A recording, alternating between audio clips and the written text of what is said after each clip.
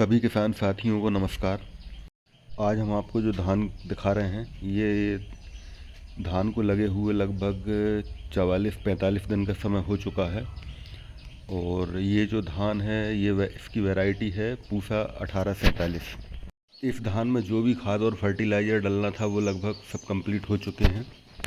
और फिलहाल देख सकते हैं आप, इस प्रकार की धान की कंडीशन है। ये जो वैरायटी है ये थोड़ी सी शॉर्ट ड्यूरेशन वाली वैरायटी है, तो इसलिए इसमें जो भी खाद वगैरह जो भी डलते हैं इसमें उनका मैनेजमेंट इसमें थोड़े जल्दी करना पड़ता है। और इस धान में हमारा जो खाद का मैनेजमेंट है उसको अगर हम आपको बताएं तो लगभग इसमें हमने धान लगने के तुरंत बाद 1 बैग DAP डलवाया था। और उसके बाद जो पहला खाद लगभग रोपाई के 8 दिन बाद हमने इसमें डलवाया था, तो उसमें 2 बैग SSP और आधा बैग यूरिया डाला था। बस ये दोनों चीज़ें हमने फर्स्ट डोज में इसमें डाली थी। और उसके साथ में एक फंगीसाइड मिलाया था, और जो लाल केंचुए होते हैं उनके लिए एक फिप्रोनिल उसको भी मिलवाया था इसमें। और दूसरे खाद में इसमें हमने आधा बैग यूरिया और आधा बैग इसमें अमोनियम सल्फेट डलवाया था। तो और उसके साथ में इसमें एक फंगीसाइड भी था, और केंचुओं के लिए एक एमिडाक्लोरपिड उसको भी हमने इसमें मिला के डलवाया था। और तो लगभग इतना फर्टिलाइज़र हमने 2 खाद में इसमें डलवाया है। और तीसरी बार में इसमें हमने खाली यूरिया डलवाया है लगभग 20 किलो प्रति एकड़ के हिसाब से, और उसमें भी एक फंगीसाइड मिलाया था। तो बस फ़िलहाल खाद का हमारा इतना ही मैनेजमेंट इसमें रहा है। और देख सकते हैं आप, इस प्रकार की धान की हमारी ये फसल है। तो ये जो वैरायटी है ये इसलिए भी हमें अच्छी लगती है क्योंकि इसमें कोई ब्लास्ट वाला रोग भी नहीं आता है, ना कि जो पत्तियों पर धब्बे बनते हैं जिसको ब्लास्ट बोलते हैं, लीफ ब्लास्ट और नेक ब्लास्ट, उस तरीके की कोई भी बीमारी इसमें नहीं आती है। और BLB वो भी इसमें नहीं आता है। तो कुल मिला के काफ़ी लो मेंटेनेंस में पकने वाली धान है ये।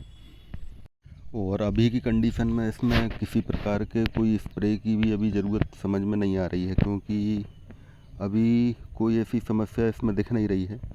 और माहू का अटैक भी अभी फ़िलहाल नहीं है, तो इसलिए जितना भी स्प्रे लेट होगा स्प्रे हम उतना ही लेट इसमें करेंगे। और शायद हो सकता है एक स्प्रे में ही काम हो जाए। शॉर्ट ड्यूरेशन वाली वैरायटियों में सिर्फ एक सावधानी की ज़्यादा ज़रूरत है कि रोपा इनका ज़्यादा टाइम का नहीं होना चाहिए। लगभग 20-22 दिन में अगर रोपा लग रहा है तो आपकी धान ग्रोथ अच्छी करेगी। अगर रोपे में ही उम्र ज़्यादा हो जाती है तो फिर धान की जो ग्रोथ करने का टाइम रहता है वो उसको कम मिल पाता है और धान ग्रोथ कम करती है। सबसे बड़ी बस यही एक इसमें सबसे बड़ा, इसको आप प्रबंधन कह लें या जो भी कह लें, बाकी सबसे मेन बात जो है वो इस धान में बस यही है। अगर आपने धान समय पे लगा ली है तो आपका धान अच्छी होने का आधा काम लगभग वहीं से पूरा हो जाता है। धान लगाने में हमको लगभग 10 से 12 दिन का समय लग जाता है, तो इसलिए हमने इसका जो रोपा है उसको भी 2 शिफ्टों में डाला था। एक रोपा जो डाला था उसके कम से कम 6 दिन बाद फिर हमने दूसरा रोपा डाला था। तो जब तक 6 दिन तक लगभग जो पहले वाला रोपा था उसको लगवाया, और जब उसकी उम्र थोड़ी ऐसा लगने लगा कि ज़्यादा हो गई है तो फिर हमने उसको छोड़ के जो बाद में रोपा डाला था उसको लगाना स्टार्ट करवा दिया था। तो रोपा हमारा बिल्कुल कम टाइम, मतलब जो सही टाइम है 18 से 20-22 दिन वाला, उसी में पूरा लग गया था। ब्लास्ट से बचाव के लिए तो ये दोनों वैरायटियाँ काफ़ी अच्छी हैं, 1847 और 1886। 1886 में भी ब्लास्ट वाली ऐसी कोई समस्या आती नहीं है। तो बीमारियां कम आएंगी धान में तो स्प्रे की संख्या आपकी कम रहेगी तो आपकी लागत कम रहेगी। तो लागत कम रखना भी एक किसानों के लिए बहुत ज़्यादा ज़रूरी है, क्योंकि आजकल लागत और खर्च इतने बढ़ चुके हैं कि जिनको कंट्रोल करना काफ़ी ज़रूरी है। धान की खेती में एक तो लेबर का खर्च और उसके साथ साथ डीजल और काफ़ी चीज़ों में किसान वैसे ही बहुत लागत लगाने के बाद धान की फसल पैदा कर पाता है। तो पेस्टिसाइड का खर्च अगर जितना कम से कम रहे तो वो ज़्यादा बेहतर है। तो ऐसी वैरायटियों को लगाना चाहिए जिनमें कि कम स्प्रे में जो पककर तैयार हो जाएं और जिनमें लागत कम से कम रहे। और इसका जो बीज है वो हमने एक ब्रांडेड कंपनी का लिया है। तो बीज भी काफ़ी अच्छा है। कोई मिक्सिंग अभी फ़िलहाल इसमें समझ में नहीं आ रही है। कोई ऊंचे नीचे पौधे भी इसमें दिखाई नहीं दे रहे हैं।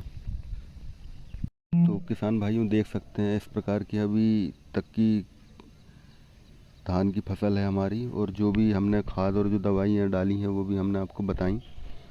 तो लोगों ने कौन कौन सी धान की वैरायटियाँ लगाई हैं और उनमें क्या क्या खाद और दवाइयों का उपयोग किया है वो भी बताएं। और हम किसी भी प्रकार के जाइम और जो कहना चाहिए ग्रोथ प्रमोटर जो होते हैं उनका हम किसी भी प्रकार का कोई प्रयोग नहीं करते हैं। पहले हमने काफ़ी प्रोडक्टों का इस्तेमाल करके देखा, पर हमें कहीं कोई उनको डालने के बाद ऐसा नहीं लगा कि उनसे कहीं कोई फ़र्क फसल में आया है। तो वो हमने डालना पूरी तरह कर दिया है बंद। और कोई भी किसान भाई अगर ऐसे प्रोडक्टों का उपयोग करते हैं तो कुछ जगह खाली छोड़ें जहां उसको ना डालें। तो जब ही अपन को उसमें डिफरेंस समझ में आएगा कि जहाँ डला है वहाँ फसल की क्या कंडीशन है और जहाँ नहीं डला वहाँ फसल की क्या कंडीशन है। जब ही अपन उसमें कोई उसका हल निकाल सकते हैं कि इसको डालने से अपन को कोई फ़ायदा हुआ है कि नहीं हुआ है। कि अपन जो भी जाइम और जो ग्रोथ प्रमोटर डालते हैं वो अपन यूरिया और डीएपी के साथ में मिला के डालते हैं। तो काम करता है यूरिया और डीएपी और नाम होता है उन ग्रोथ प्रमोटरों का और उन जाइमों का। तो किसान भाई अपने हिसाब से और काम करें। और मेरे ख्याल से किसी भी प्रोडक्ट में इतनी दम नहीं है कि वो अकेले के दम पर फसल को अच्छी बनाकर दिखा दे। वो तो सिर्फ जो फर्टिलाइज़र हैं उन्हीं के साथ में मिलके ही काम कर सकते हैं। बाकी मेरी राय से तो वो किसानों को लूटने का ही एक साधन है, उसके अलावा वो कुछ भी नहीं। और आप क्या सोचते हैं और आपको क्या उसमें फ़ायदा समझ में आता है ज़रूर बताएं। धन्यवाद।